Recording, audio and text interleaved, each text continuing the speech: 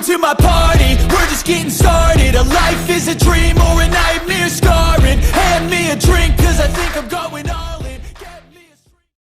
아시아투데이 시청자 여러분 안녕하십니까. 매주 월요일 송규의 젊은 시각 오후 8시 방송 시작하도록 하겠습니다. 벌써부터 이렇게 많은 분들께서 미리 이렇게 기다려주셔서 진심으로 감사드립니다. 저와 이제 함께하는 1시간의 이 방송이 정말 아까운 시간이 되지 않도록 정말 재미난 알찬 방송으로 준비를 했으니 같이 소통하면서 의견 나눴으면 좋겠습니다. 예, 오늘 준비한 방송은요, 결국 그 비서실장 임명과 관련해서 말씀드리지 않을 수가 없습니다. 참 윤석열 대통령은 항상 제 예측을 벗어나는 그러한 분입니다.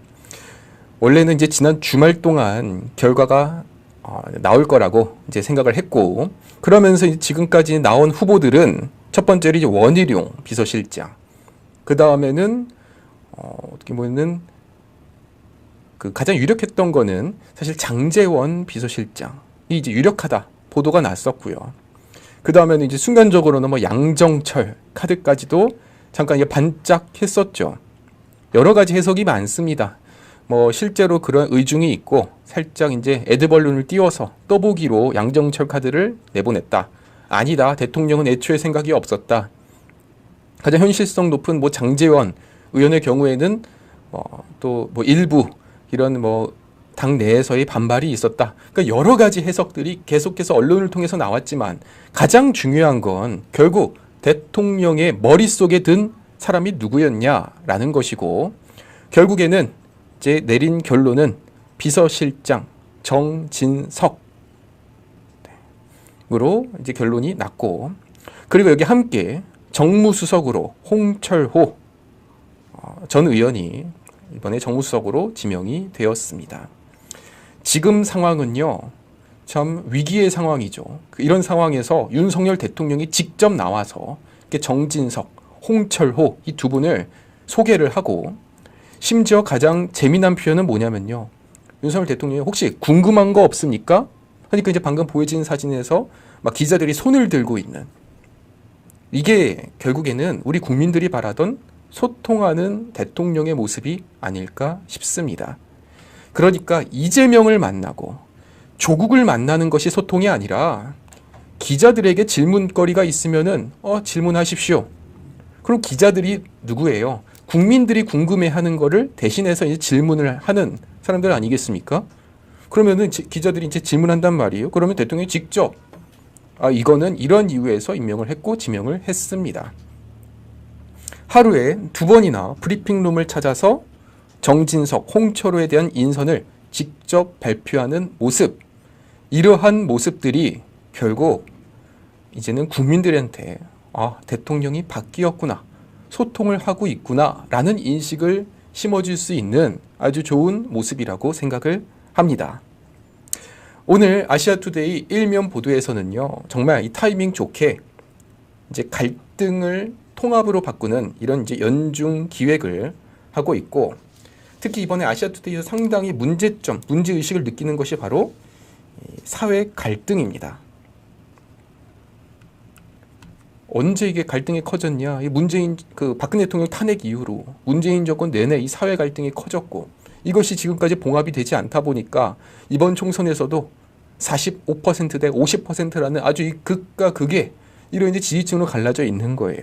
그런 점에서 이제 언론의 역할은 국민들을 절반으로 쪼개는 게 아니라 국민들을 하나로 모을 수 있는 그러한 언론이 돼야 된다. 그런 점에서 저는 참 지금 정말로 많은 이런 뭐 보수 성향의 그리고 진보 성향의 언론들이 있지만, 저는 정말 이 유일하게 아시아투데이야말로 참 국민들을 갈등이 아니라 통합의 길로 인도하는 이런 언론임을 다시 한번 말씀을 드리면서 오늘 일면 보도로 시작을 하도록 하겠습니다. 이번 국회의원 선거는 우리 사회의 이념, 세대, 지역 간 벌어진 틈을 고스란히 확인할 수 있는 그러한 선거였습니다. 여야 정치권이 대화와 타협에 나서기보다 오히려 갈등과 분열하는 모습에 많은 유권자들은 나아지리라는 기대를 접었고, 실제로 국민들 중에서 그 열의 9명은 우리 사회 갈등이 심각하다고 말했습니다. 특히 대한민국 경제가 저성장 기조로 접어든 것이 사회통합을 저해한다는 분석을 내놓으면서 중앙정부 차원의 보다 적극적인 갈등 관리가 필요하다고 목소리를 높였습니다. 그러니까 이게 지금 전 세계가요. 경제가 저성장 기조예요. 물가는 치솟고 있고 성장은 낮아지고 있습니다. 이런 상황 속에서 갈등이 오히려 극심해진다면 결국 그 책임, 그런 화살은 고스란히 현재의 정부에게 덮여 씌울 수도 있다는 거죠. 그런 점에서 정부 차원의 갈등 관리가 상당히 중요한 과제로 자리를 잡았다는 것입니다. 특히 윤석열 정부 출범 이후 과거에 비해 갈등이 줄었다는 응답은 8%, 8.9%인 반면 갈등이 커졌다라고 응답한 비율은 63.5%에 달했습니다. 또한 갈등이 커졌다는 응답자의 절반은 정부가 이제는 야당이나 반대 세력과 소통, 협치를 하지 않기 때문이라고 답을 했고, 한편으로 야당이나 반대 세력, 소통, 협치를 하지 않기 때문이라는 응답 역시도 16.7%로 나타났습니다. 결국 이러한 사회의 극한 갈등은 정부, 여당, 야당 양쪽 모두 책임으로부터 자유로울 수 없는 것이죠. 참 이게 쉽지 않은 일입니다. 계속해서 이 소통, 협치라는 것이 이제 영수회담으로 이게 귀결이 되는 것 같아서 너무나 마음이 안타까운데요. 조금 있다가 다시 한번 말씀드리겠지만 결국 이번에 영수회담을 전격 취소했다는 이런 이제 말씀을 함께 드리면서, 그러면 어떻게 윤석열 정부에서 이런 갈등에 대해 책임을 지는가? 제가 늘 말씀드리는 것은 이런 협치, 소통의 대상이 꼭 저 민주당, 야당에게만 향하는 것이 아니라 당연히 영수회담, 야당과의 협치 중요하겠죠. 그렇지만 가장 중요한 거는 국민들과의 소통이 가장 중요하다. 이 점을 항상 말씀을 드립니다. 윤석열 대통령이 조금 전 봤던 것처럼 이 국민들 앞에서 내가 정진석 비서실장을 임명할 수밖에 없는 이유를 직접 대통령이 브리핑룸에 나서서 설명을 하는 그러한 모습이 저는 진정으로 소통하는 장면이라고 말씀을 드리는 겁니다. 갈등을 이런 자연스러운 현상으로도 볼 수 있겠지만 계속 방치하면 결국에 사회 통합이나 사회 발전에 부작용이 크다는 것이죠. 결국 지금 국회가 책임지지 않습니다.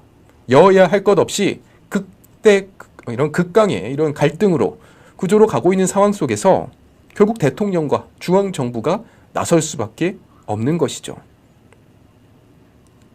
이번 국정운영 방향에 있어서 특히 리더십에 있어서 소통과 협치의 이런 모습을 의도적으로 보여주는 이러한 모습들이 필요하다는 겁니다.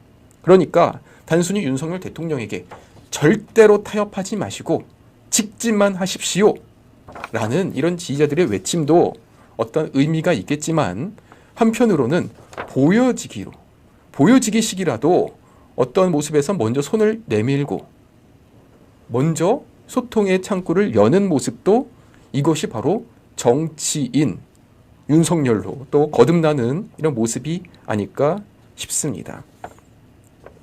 결국 이런 성장이 더뎌지고 소득 격차가 커지는 상황 속에서 오히려 이러한 상황과 결과들이 정치적 이념 갈등을 키우고 있다. 이런 해석도 나오고 있는 것이죠. 결국 이러한 갈등이 계속되고 소득 격차가 커지면 국민들만 피해를 받는다. 그런 점에서 윤석열 대통령과 윤석열 정부도 여기에 대한 이제 문제점, 문제의식을 느끼고 다시 한번 국민들을 갈등에 지역 갈등, 세대 갈등으로 가는 그 문재인 정권을 탈피하여 세대 통합, 성별 통합, 이념을 통합시킬 수 있는 정말 쉽지 않은 길로 가주시라. 이것이 오늘 아시아 투데이의 일면 보도의 방향이었습니다. 참 윤석열 대통령은요 항상 어려운 길만 갑니다. 문재인 정권 때도 본인을 추천한 문재인 조국에 어떻게 보면은 배신을 했다. 이렇게 지금 비춰지는 거 아니겠습니까? 민주당 입장에선 문재인 정권의 지지율이 가장 치솟았던 2019년, 2020년 정경심에 대한 구속을 시작으로 해서 소환을 시작으로 해서 문재인, 조국 그리고 지금은 임종석 등등등 청와대 울산시장 부정선거까지 지금 계속해서 수사와 재판이 이어지고 있습니다. 그 당시에는 정말로 아주 파격적인 수사와 함께 즉각적인 이런 결과가 나오길 바랬지만 당시 사법부는 김명수 체제의 사법부에서는 정말 수단과 방법을 가리지 않고 어떻게 해서든 그 결과가 늦춰지도록 다양한 방식을 썼었죠. 조국 담당 판사가요. 1년, 2년을 질질 끌다가 몸이 아프다 하면서 나가버리고 그러면 그 다음 판사가 내가 일을 이번에 처음 맡아보니 하나씩 살펴보겠다. 또 1, 2년 지나다가 얼마 전에서야 2심 결과가 났다는 거예요. 김태우 구청장은 이미 직을 다 잃어버린 반면 대법원 판결까지 난 반면 조국은 이제서야 2심 판결이 났다는 것. 이게 과연 정당하냐? 아시아투데이 오늘 사설은요. 선거사범 등 수사와 재판 신속 엄정해야 한다라는 내용입니다. 이번 총선에서 피고인 신분으로 당선된 의원이 무려 27명에 달하고 무려 2,000명의 후보자가 선거법 위반으로 검찰과 경찰에 무더기 입건된 것으로 알려졌다. 선거법 위반자도 여럿 있다고 한다. 검찰과 경찰은 여야를 불문하고 엄정하고 신속하게 수사하고 법원도 피고인과 선거법 위반자의 재판을 질질 끄는 최악의 재판은 없어야 한다. 그렇습니다. 이재명 선거법 재판 지금 2년 지나서 받고 있습니다. 원래는요 6개월 안에 빠르게 1심 결과 나야 되는 것인데 이게 의미가 없어진 거예요. 2년이 지나버린 선거법 재판 이게 무슨 의미가 있겠습니까? 이미 다 임기를 마치는 상황인데요. 이재명은 대장동, 백현동, 위례, 성남FC 사건 등으로 재판 중인데 심지어 100만 원 이상 벌금형만 확정돼도 의원직을 잃고 5년간 출마도 제한된다. 조국 대표는 자녀 입시 비리 혐의로 2심에서 징역 2년 실형을 받았는데 대법원 판결에 운명이 달렸다. 황운하 민주당 의원도 1심에서 징역 3년형을 받았다. 당선돼서도 불안할 것이다. 그러니까 이들의 역할은요. 국민들을 위한 의정활동을 벌이는 게 아니라 어떻게 하면 본인의 사법 리스크를 해소하고 늦출 것인가. 여기에만 모든 에너지가 쏟아져 있으니까 그러니까 22대 총선이 최악의 총선, 국회가 될 것이다. 이러한 국민들의 불만이 나올 수밖에 없는 것이죠. 이번에 선거사범이 2,000명이라고 하는데요. 딸의 불법 대출 의혹 양문석 그리고 유사 선거사무소 설치 혐의 김영동 불법 선거운동 의혹 정준호 민주당 당선자 김준혁 이화여대생이 성상납 논란 김준혁 등등등 여야 할 것 없이 모두 포함됐습니다. 검찰과 법원의 신속한 수사와 재판이 관건입니다. 정확한 것도 중요하지만 신속한 결과가 나야 된다는 겁니다. 특히 이 선거법 위반이 왜 심각하냐면요. 결국 돼야 될 당선자가 되지 못하고 되면 안 될 후보가 이런 불법적인 일을 저질러서 당선이 됐다는 거면 그럼 당연히 심각한 것이죠. 선거사범과 범죄자를 수사하면서 검찰과 법원이 정치권에 휘둘리거나 영향을 받아서는 안 된다. 그렇습니다. 이번에 민주당이 압승했으니까 그러니까 지금 경찰과 검찰이 눈치를 본다? 있어서는 안 될 일이죠. 특히나 윤석열 정부에서는 윤석열의 이 검찰과 경찰은 절대로 여당, 야당, 정권의 눈치를 봐서는 안 되는 겁니다. 국민의힘이라 할지라도 문제가 있으면 이번에 180석의 민주당이 문제가 있으면 그러면은 확실하게 유죄를 줘야 된다. 이번에 이화영의 그 대북 송금 수사도 마찬가지의 예시죠. 김성태, 그리고 이화영이 검찰 내에서 술판을 벌였다? 웃기는 소리죠. 말이 됩니까? 지금 검찰에서는 모든 언론이 24시간 감시를 하고 있는 상황에서 아니 이화영을 회유시키기 위해서 술판을 벌였다? 그게 말이 다 되는 소리입니까? 증거를 제시했음에도 불구하고 민주당은 여전히 검찰이 거짓말하고 있다. 이화영이 더 신뢰할 수 있다. 우리 이화영 이렇게 하고 있죠. 민주당은 이런데도 불구하고 대장동 변호사를 포함해서 13명으로 정치검찰 조작특별대책단을 구성해서 끝까지 이화영 지키기, 이재명 지키기에 나섰습니다. 검사도 탄핵하겠답니다. 결국 이 피고인 당선자들, 선거법 위반자들은 검찰 수사를 끝까지 방해하고 유죄 판결이 나오더라도 반발할 가능성이 클 것입니다.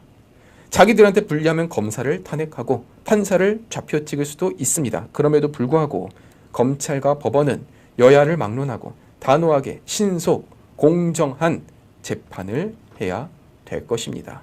그래야 대한민국의 사법 정의가 바로 설 것입니다. 이번에 총선 패배의 이유는 윤석열 때문이다, 한동훈 때문이다, 국민의힘 때문이다, 누구 때문이다. 모든 말이 맞을 수도 있지만 가장 큰 이유는 딱 하나예요. 이재명, 조국이 공정한 수사와 재판을 받지 않고 불공정한 재판을 받아서 질질 시간이 끌렸고 그렇게 해서 지금 사회에 나와 있기 때문에 이 선거는 이길 수가 없었던 겁니다. 말이 안 됐던 거예요. 그들은 이미 그 극성, 개딸이라고 불리는 극성 지혜들 사이에서 모든 것이 다 옳은 말이 되었고 이 나라의 검찰과 이 사법 시스템을 그냥 무력화시켜 버렸어요. 이런 상황 속에서 우리가 가야 될 길은 보다 더 공정의 방향으로 가야 된다는 것이고 그리고 검찰은 절대로 이 권력에 굴하지 않고 눈치 보지 않고 수사에 임해야 되는 것입니다. 쉽지 않은 길이지만 윤석열 대통령은요, 항상 쉽지 않은 길을 걸어갔습니다. 왜냐? 그것이 올바른 길이라고 생각을 했다면 말이죠. 그런 점에서 오늘 첫 번째 소식으로 한번 넘어가 보도록 하겠습니다. 자, 아시아투데이 시청자 여러분, 최근 이제 총선 끝나고 나서 구독자도 많이 빠지고 조회수도 많이 빠지고 여러 가지로 좀 생각도 많으실 거라고 저도 생각을 하고 있습니다. 공감을 하고 책임감을 느끼고 있습니다. 이럴수록 우리가 참 이런 패배의식에 물들여서 그러면은 낙심할 것이 아니라 다시 한번 참 힘을 모아가지고 2년 뒤에 있을 지방선거에 올인을 해야 되는 것인데 제가 늘 말씀드리는 것은 윤석열 정부는 3년의 임기가 더 남아 있습니다. 이런 상황 속에서 3년의 임기 동안 당이 대통령을 버리고 독자적인 노선을 간다는 것은 그것은 오히려 선거에서 이기는 길이 아니라 선거에서 완패하는 길로 간다는 겁니다. 오히려 윤석열 정부가 더 성공하는 대통령, 성공하는 정부로 후에 평가받을 수 있도록 당과 지지자들, 시청자들이 함께 목소리를 내고 뭉쳐야 될 상황이라고 생각을 합니다. 책임론이 계속해서 나오는 지금의 상황 속에서 저와 여기 계시는 우리 아투TV 시청자분들은요, 오히려 이런 힘든 상황을 함께 목소리를 모아 주셨으면 좋겠습니다. 이 대통령 용산의 구원투수로 첫 번째 여의도 비서실장이 임명되었고 윤석열 대통령의 소통과 정무에 대한 강화의 방점을 찍었다, 이렇게 볼 수 있습니다. 특히 정진석 의원은 국회 부의장 그리고 전 비대위원장직을 맡으면서 위기의 상황에 상당히 능하다, 이러한 평가를 받고 있습니다. 특히 이제 한국일보 언론인 출신이다 보니까 언론계에 빠삭하고 국회 부의장 출신으로 국회를 꿰고 있고 심지어 이 정당까지 아우르는 경륜, 소통, 언론 감각이 모두 보유하고 그리고 너무나 어디에 튀지 않고 조용하게 안정적으로 일을 할 수 있다는 점에서 저는 이건 120점짜리 비서실장 임명이 아닌가 싶습니다. 특히 지금까지 이전에 그 이관섭, 김대기 비서실장의 경우에는 어떻게 보면 이제 행정 관료 출신이다 보니까 나름대로 이런 강점이 있으면서도 또 단점이 확실히 보이는 이러한 인선이었다면 이번에 정진석 의원의 새로운 비서실장 낙점은 이번 총선 참패의 원인으로 불렸던 소통, 정무 기능을 강화하려는 차원으로 해석해 볼 수 있겠습니다. 저희 라이스님께서도 말씀해 주신 것처럼 제가 개인적으로 정진석 의원님 됐으면 좋겠다. 이게 참 방송에서 이렇게 말씀을 드렸는데 저도 그래서 개인적으로 너무나 기분이 좋습니다. 이 소통 능력이라는 게 어떻게 보면은 민주당과의 소통 능력, 이게 이제 상당히 중요한 거거든요. 그런데 그 소통이라는 방면이 꼭 영수회담으로만 나와야 되는 건 아닌 거예요. 그러니까 마치 대통령이 민주당의 이런 요구에 대해서 손을 들어주는, 오히려 먼저 제안하는 모습, 이런 것도 소통 능력으로 비춰질 수 있는 것이죠. 특히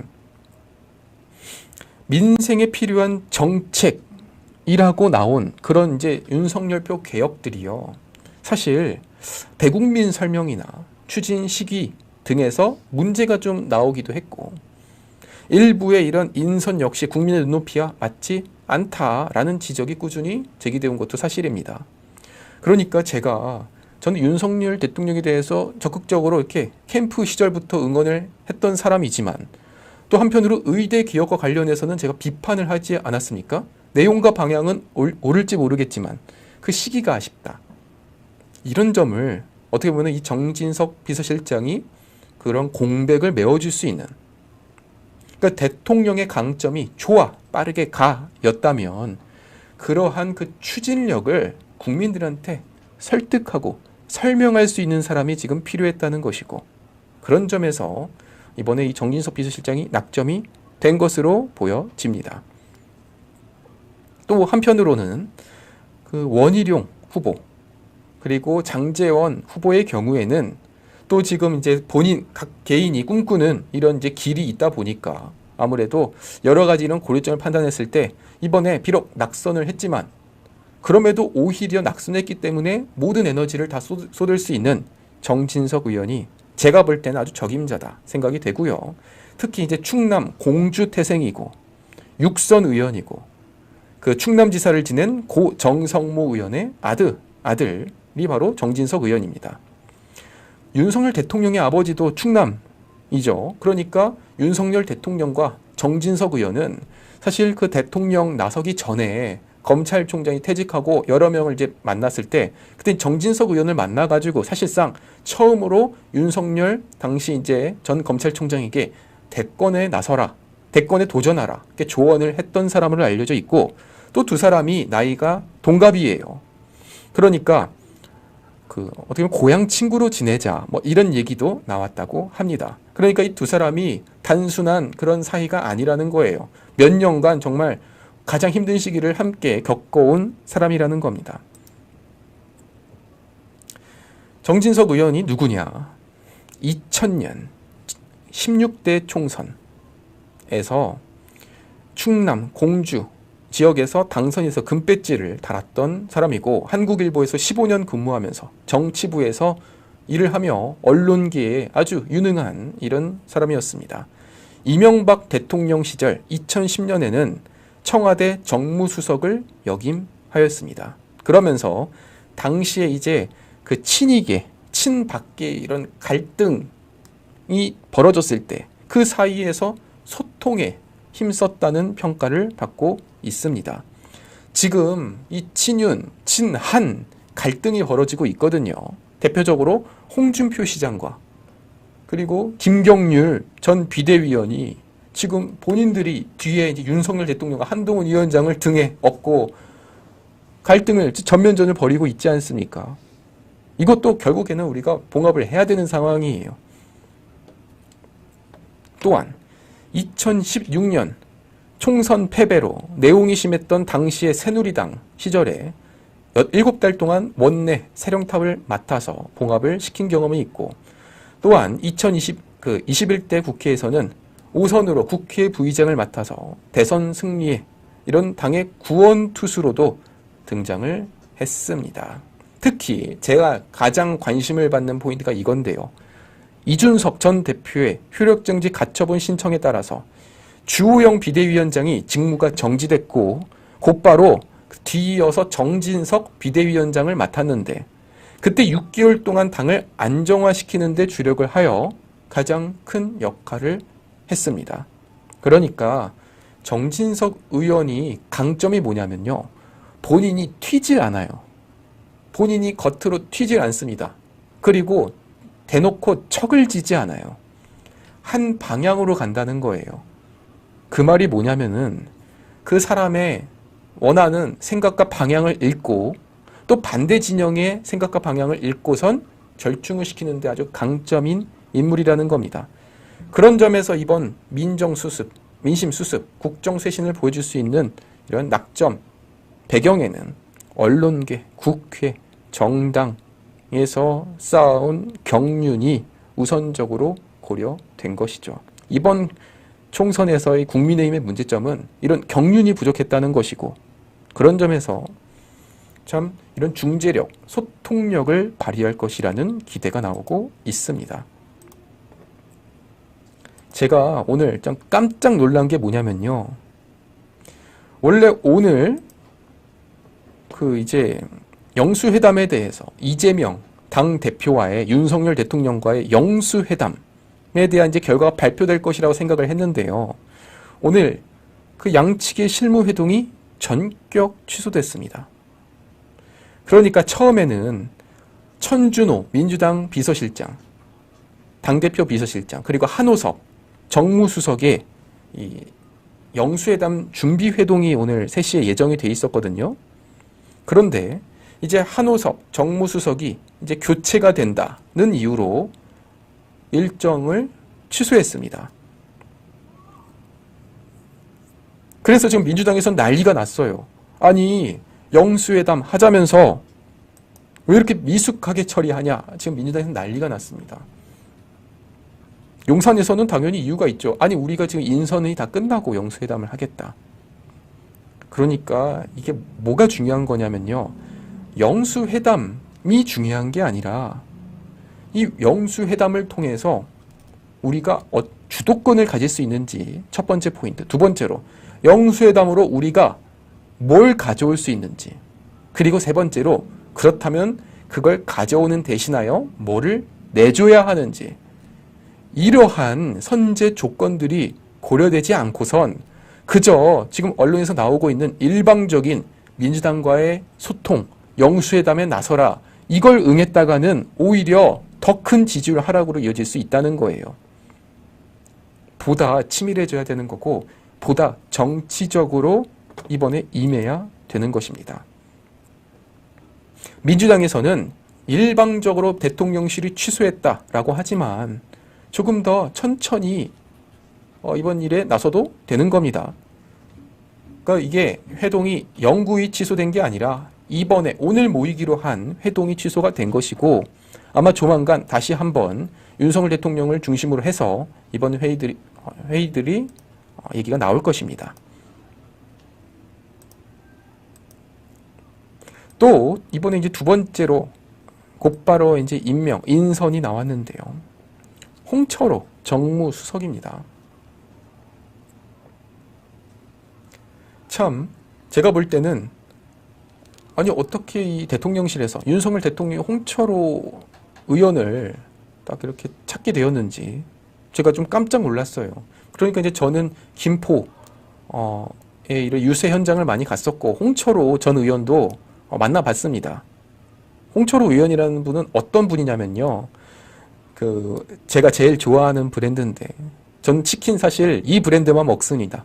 국내 치킨 창업주예요. 그러니까 어떻게 보면 우리 대한민국에서 이 치킨 업계의 성공 신화고 어떻게 보면은 정말 이거는 뭐 레전드라고 감히 칭할 수 있는 분입니다. 국내 치킨의 창업주. 그리고 그 창업주뿐만 아니라 국회에도 입성을 하여 재선을 했던 분입니다. 근데 제가 이번 홍철호 의원을 만나면서 딱 느끼는 게 뭐냐면요. 이런 한 기업의 대표이고 그럼 재산도 엄청 많고 심지어 국회의원 재선까지 했으면 그러면은 이게 참 권위주의적이고 딱딱해야 된다. 막 이렇게 우리가 좀 생각을 하는데요. 홍철호 의원은 만나 뵈잖아요. 진짜 참 이렇게 표현할 수 있을지 모르겠지만 동네 아저씨 같은 정말로 친근한 사람입니다. 그러니까 사람 냄새가 풀풀 풍기는 분이에요.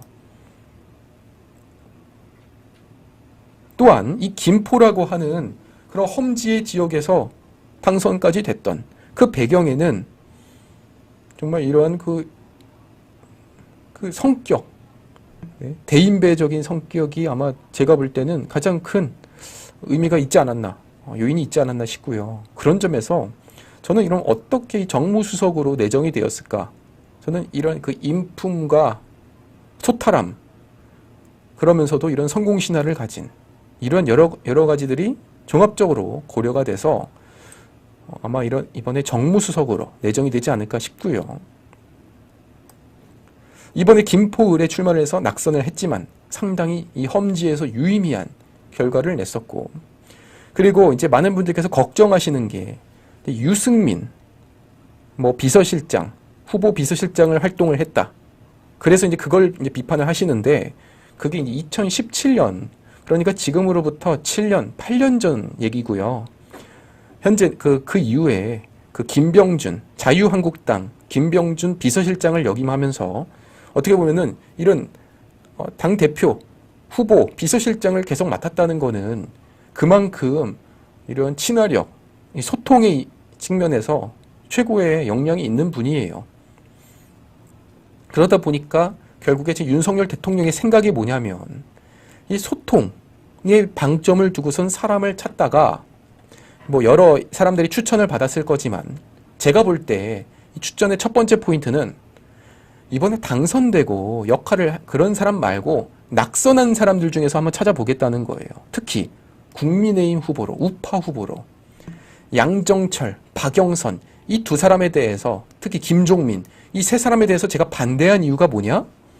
아니, 왜 우리가, 지금 우리 사람도 지금 쓸 사람이 많은데 왜 우리가 굳이 민주당에서 낙선한 사람들을 왜 챙겨줘야 돼?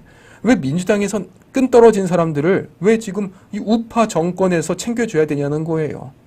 이번에 지역구가 154개가 있고 국민의힘 후보로 100명, 103명, 108명, 그리고 지역구로 따지면 한 90명 당선이 된 거거든요. 그럼 나머지 150명이 지금 이번에 후보에서 떨어진 거예요.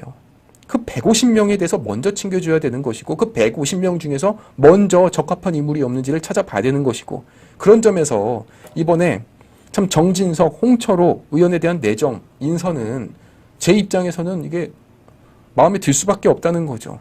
우선적으로 우리 팀에서 열심히 싸운 사람에 대해서 손을 벌려주고, 그 다음에 정말 찾다가 없으니까 민주당에서도 한번 좀, 민주당에서의 출신의 사람도 한번 쓱 들여다볼 수 있는 것이지, 우리 팀은 지금 패배해서 어디 갈 데도 없고 좌절하고 있는데 오히려 민주당의 박영선, 양정철 이름이 언급된다? 그러면 국민의 후보들은요, 얼마나 이게 속이 터지겠습니까? 그런 점에서 이 홍철호 의원의 내정은 단순히 홍철호라는 사람의 초점을 두는 것도 의미가 있겠지만, 그거 외에도 참 지금 이번에 험지에서 싸운 사람들을 이렇게 적극 기용한다는 것, 그것이 참 저는 개인적으로 윤석열 대통령께 정말 잘하신 선택이다라고 말씀드릴 수 있는 그런 이제 이유가 되고 있는 겁니다. 또한 아까 댓글에서요, 유승민 비서실장으로 임명한 사람을 왜 뽑냐? 홍철호라는 분은요, 제가 볼 때는 어디 한 라인에 속한 사람이 아니에요. 속할 사람도 아닙니다. 오히려 대한민국에서 정치인들 중에서 자산이 제일 많은 분이기 때문에 누구한테 돈으로 흘리고 라인에 속하고 그럴 분이 아니라는 점을 다시 말씀드리고, 그런 점에서 많이 응원을 해주셨으면 좋겠습니다. 오늘 윤석열 대통령은요, 기자들한테 이렇게 물어봅니다. 혹시 궁금한 거 없습니까? 네. 그러면서 직접 브리핑룸에 2번 들어왔어요. 오전에 정진석 비서실장 발표하고 오후에 홍철호 정무수석 발표를 합니다. 그러면서 이렇게 말을 했다고 해요. 기자들한테 오전에 보고 또 봅니다. 웃으면서. 그러니까 이런 게 바로 소통인 거예요. 참 농담이지만 이게 뼈가 있는 말이죠. 무슨 말이냐면 원래 그동안 윤석열 대통령은 사실 그동안은 이렇게 언론에 기자들 앞에서 직접적으로 비추는 일이 최근에 없었죠. 그런데 하루에 2번 들어오니 직접 설명을 하니까 기자들이랑 이제 인사를 하고 얼굴을 익히고 하니까 또 보네요. 이런 모습들. 이게 이제 바뀌었다는 거예요. 그러면서 윤석열 대통령이 직접 홍철호 의원이 자수성가한 사업가다. 국내 치킨 창업자고 재선 의원을 지냈다. 그러면서 발표를 한 다음에 이렇게 한 문장을 더합니다. 혹시 기자님들 뭐 궁금한 거 없으시죠? 질문하세요. 그러니까 기자들이 질문을 해요. 아니 왜 곧바로 이렇게 비서실장 정무수석을 발표를 했습니까? 윤석열 대통령은 지난 금요일 이재명 대표에게 초청을 제안했기 때문에 그와 관련해서 정무수석을 빨리 임명해서 준비하고 진행하는 것이 좋겠다고 판단했습니다. 이게 무슨 의미예요? 그러니까 아예 영수회담을 취소한다는 게 아니라 내가 제안했기 때문에 난 약속대로 영수회담 할 거다. 그런데 정무수석을 이제 통해서 영수회담을 해야 되는데 이제 교체를 한다는 거 아닙니까? 그런 점에서 새로운 정무수석을 임명해서 준비를 하고 진행하는 것이 좋겠다 판단해서 정무수석 이번에 인선을 한 것이다. 그러니까 이재명의 영수회담을요, 단순히 정말 이 언론의 압박에 의해서 끌려가는 게 아니라 대통령이 주도해서 만나겠다는 겁니다. 그리고 새로운 사람을 임명해서 그 일을 맡기겠다는 것이죠. 그러면 이제 홍철호 의원의 이 임무가 뭐냐? 상당히 중요한 임무라는 거예요. 만나서 윤석열 대통령한테 필요한 걸 가져와야 된다는 건데. 그런데 이게 지금 중요한 게 뭐냐면요. 지금 윤석열 대통령에게 있어서 가장 큰 과제가 뭐냐. 국무총리 인선입니다. 총리 인선. 참 안타까운 게요. 총리를 임명하려고 하는데 민주당의 동의가 필요해요. 다시 말해서 이재명의 동의가 필요합니다. 이게 정말 얼마나 안타까운 현실이에요. 선거는 국민의힘이 치렀지만 책임은 대통령이 진다는 거예요. 대통령이 총리를 임명시키려고 하는데 민주당이 동의를 해줘야 됩니다. 그래서 만나는 거예요. 영수회담, 윤석열 대통령은 사실 지금 재판받고 있는 이재명 끝까지 만나지 않으려고 했어요. 근데 내가 원하는 총리를 임명시키기 위해서는 이재명이 동의를 해줘야 된다는 거예요. 그래서 직접 결판을 짓겠다는 겁니다. 아마 순서는요, 총리 인선은 영수회담 있고 나서 그 다음에 총리 지명이 있지 않을까 생각이 돼요. 그러니까 이게 두 가지입니다. 정말 민주당이 하라고 한 총리를 일찍 지명하던가 아니면 이재명과 영수회담을 통해서 결판을 내놓고 그 다음에 민주당의 동의에 따라서 총리를 지명할 것인가. 참 쉽지 않은 일이죠. 그러니까 만나면 안 되는 거예요. 원래 같았으면 윤석열 대통령 스타일은 만나지 않겠다예요. 근데 만나지 않으면 지금 일 처리가 안 돼요. 예? 그러니까 이게 결국에는 참 동의를 받아야 되는 상황 속에서 내놓은 결론, 영수회담을 통해서 결론을 내놓겠다는 것이죠. 이제 윤석열 대통령은 야당과의 관계도 더 설득하고 소통에 주력하겠다라고 밝혔습니다. 따라서 오늘 아시아투데이 일면 보도를 통해서 말씀드린 이 갈등 국면 속에서 대통령은 이제 갈등을 더 키워나가면서 자신의 정치력을 강화하는 방향이 아니라 오히려 갈등을 봉합함으로써 지지율을 끌어올릴 수 있는 그러한 대통령이 되기를 간절히 바라고 그러한 길로 가기를 간절히 바랍니다. 마지막으로요. 김경률 전 비대위원 얘기로 넘어가 보도록 하겠습니다. 저는 지금 참 걱정이 많은 것 중에 하나가 뭐냐면요. 김경률 그리고 홍준표 이 두 사람을 지금 전면에 등장시키고 지금 뒤에는 윤석열, 한동훈이 있다. 이러한 평가와 함께 계속돼서 이제 갈등이 봉합되지 않고 오히려 이렇게 치고받고 싸우는 모습을 보면서 정말로 이게 제가 참 한심하다라는 생각이 들어요. 특히 오늘 김경률 전 비대위원이 CBS 라디오 나가가지고 윤석열 대통령 탓을 하면서 이렇게 말을 합니다. 아니, 한동훈 위원장이 대통령의 오찬 초청을 거절했다? 오히려 그거는 대통령실 책임이다. 금요일에 전화해서 월요일 오찬을 정하기로 했다는 건 이해가 안 간다.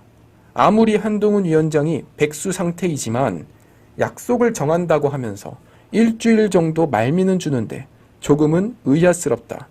한동훈 위원장이 육체적으로 힘든 상태인 것은 분명한 것 같다. 그러니까 이게 무슨 의미냐면요. 한동훈 위원장이 지금 백수 상태라서 시간은 많지만 그래도 일주일 전에는 연락을 취했어야지. 어떻게 3일 전에 연락해서 만나자고 하냐. 그거는 한동훈 위원장이 받아줄 수 없다는 거죠. 그러니까 이게 무슨 말이냐면 대통령이라 할지라도 한동훈 위원장한테 일주일 전에 연락을 줘야 만나주는 것이지 3일 전에 연락하면 나 같아도 안 만나준다. 이게 지금 김경률 비대위원이라는 사람이 이번에 그 윤석열 대통령의 한동훈 위원장 오찬 초청에 대한 본인의 생각인 거예요. 그러면 이게 한동훈 위원장을 도와주는 겁니까? 아니면 오히려 한동훈 위원장이 지금 실제로 아픈 게 아니다. 그 변명의 이유를 지금 제공해주고 있는 겁니까? 네? 실제로 제가 보니까 한동훈 위원장이 건강상 뭐 여러 가지 뭐 문제가 지금 나오고 있어요. 뭐 이석증이라는 얘기도 있고, 뭐 언론을 통해서 공개된 건 아니고 건강상의 문제가 있다. 다만 이제 제가 말씀드리는 거는 그럼에도 불구하고 이번에 이 오찬 초청을 받아 주는 방향으로 결정을 해야 됐었다라는 것이었죠. 그런데 이게 결국에는 초청을 이제 거절을 했고, 그 초청을 거절한 것을 한동훈 위원장이 언론사와의 인터뷰, 전화 인터뷰를 통해서 이것이 이제 언론에 알려졌습니다. 그러다 보니까 결국에는 이 일들이 지금 커진 거예요. 그럼 제가 다시 한번 여쭤보겠습니다. 대통령이 누구를 초청할 때 3일 전에 연락하면은 안 만나주는 것이고 일주일 전 정도에 미리 연락줘야 만나주는 겁니까? 한나라의 대통령이요. 당연히 그게 말이 안 되는 것이죠. 윤석열 대통령에게도 임무가 있고 한동훈 위원장에게도 임무가 있습니다. 그게 무슨 임무가 있냐. 결국 누구의 탓이든 간에 어차피 이번 총선의 책임은 대통령과 한동훈 위원장이 다 고스란히 지고 있는 거예요. 그러면 결국에는 그 책임의 당사자인 두 분이 갈등을 봉합하고 미래로 나아가는 길로 가야 되는 것인데, 지금 제가 걱정인 게 뭐냐면요.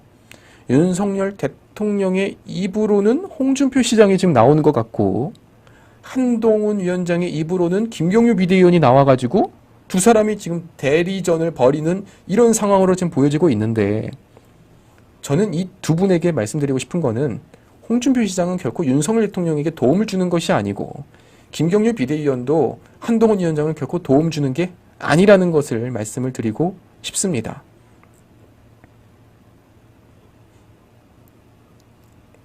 국민의힘은 한동훈 비대위원장에게 어떻게 보면 손을 내밀었죠. 사실 한동훈 위원장에게는 리스크가 있을 수밖에 없는 그 비대위원장 자리를 맡았고 총선을 치렀습니다. 열심히 치른 게 맞지만 결과가 안 좋았어요.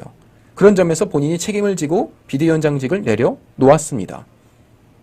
마찬가지로 비대위원들도 함께 자리를 내려놓았죠. 그러면 이 비대위라는 자리가 어떤 자리입니까? 그러니까 비상, 대책을 논하는 자리 아니겠습니까?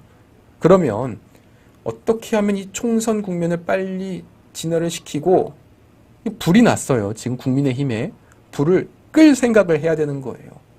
전직 비대위원으로서 불을 끌 생각을 하고, 그리고 윤석열 대통령과 한동훈 위원장도 각자의 지금 마음속에 한켠에는 어떠한 불편함이 있을지 모르겠습니다. 그렇지만 지금은 이 윤석열 대통령의 소통이라는 거는 겉으로 보여질 때 소통이 되는 게 중요한 겁니다. 뒤로는 답답하고 짜증나고 불만이 있을 수 있어도 적어도 겉으로 볼 때는 소통하는 모습을 보여줘야 되는 거예요.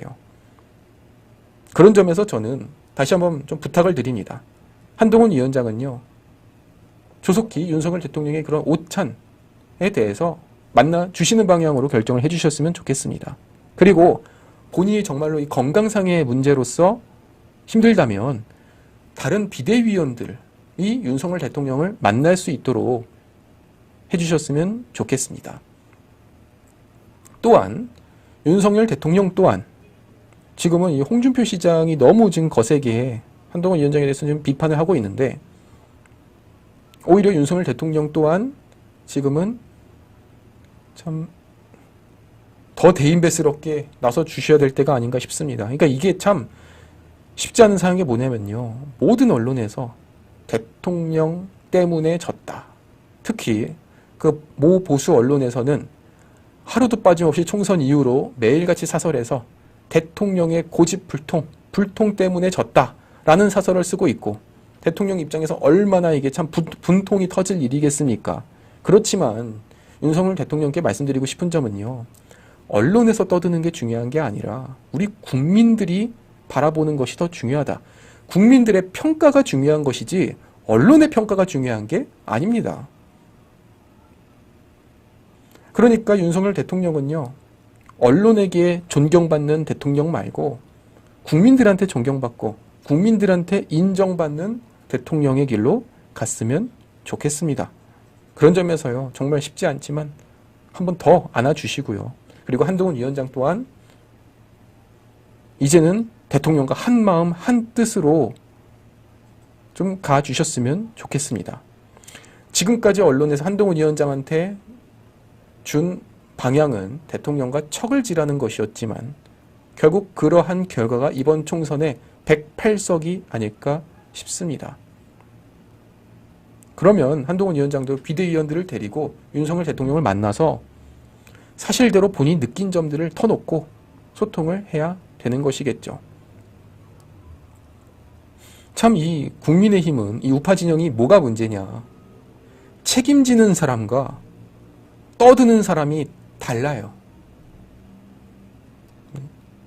책임지는 사람들은 조용히 있는데 떠드는 사람들이 제일 큰 목소리로 이렇다 저렇다 얘기를 합니다. 그리고 또 그 의도가 너무 뻔해요. 지금은 우리가 대권 꿈꿀 때가 아니에요. 대권을 논할 때가 아닙니다. 다음번 우리가 정권에 대해서 누가 돼야 된다를 논할 자리가 아니에요. 지금 당장 집에 불이 났고 불을 끄기 위해서는 우리가 소방수를 불러와야 되는 것이고, 그러기 위해서 윤석열 대통령이 정진석 의원을 불러온 것입니다. 마찬가지로 당에서도 지금 불을 꺼야 되는 사람이 필요할 것이지, 오히려 지금 다른 집에 불을 잘 낼 수 있는 사람을 좀 또 데려와야 되냐? 그런 방향으로 간다면은 그것은 잘못된 길이겠죠. 참. 물론 많은 분들 중에서 젊은 시각 너도 책임이 있다 뭐 이렇게 말씀하시는데요. 당연합니다. 어떻게 보면은 참 이번 총선에 있어서 제가 더 큰 영향력을 갖고선 더 따가운 소리를 하지 못한 그러한 점에 대해서 저도 참 책임감을 느끼고, 그러기 때문에 제가 총선 끝나고 나서 매일같이 이 당과 정부를 향해서 채찍을 드는 이유도 그러한 이유입니다. 왜 내가 더 영향력을 키우지 못했을까? 마찬가지로요, 언론도 오히려 이게 올바른 길로 갈 수 있도록 인도를 해줘야, 그래야 진정한 언론이 될 것이고, 그런 점에서 오늘 아시아투데이에서 일면 보도로 연이어 특집으로 기획하고 있는 이런 이제 갈등을 통합으로 가자는 이러한 아시아투데이의 방향에 대해서 적극적으로 지지를 해 주셨으면 좋겠습니다. 자, 오늘 제가 너무 열띤 방송을 하느라요, 지금 등에서 땀이 줄줄줄 나는데요. 그럼에도 불구하고 제가 오늘 할 목소리를 다 냈다는 점에 대해서 너무나 참 속이 시원합니다. 오늘 방송 여기까지 준비를 해봤습니다. 오늘 방송은 좀 어떻게 보셨는지요? 혹시나 조금 불편하게 느끼실 점이 있었다면 조금 양해를 해주셨으면 좋겠고, 전 누구보다 이 당을 사랑하고 대통령을 사랑하는 사람으로서 이렇게 좀 비판의 목소리를 냈다는 점을 이해해 주셨으면 좋겠습니다. 그러면요, 오늘 아시아투데이 방송은 여기까지 준비하고 마치도록 하겠습니다. 항상 감사드리고요. 그리고 많이 공부해서 더 올바른 대한민국, 성장하는 대한민국 갈 수 있도록 제가 더 열심히 준비해서 찾아뵙도록 하겠습니다. 지금까지 아투TV 시청해주셔서 감사합니다. 마치겠습니다. Welcome to my party, we're just getting started. A life is a dream or a nightmare scarring. Hand me a drink, cause I think I'm going all in.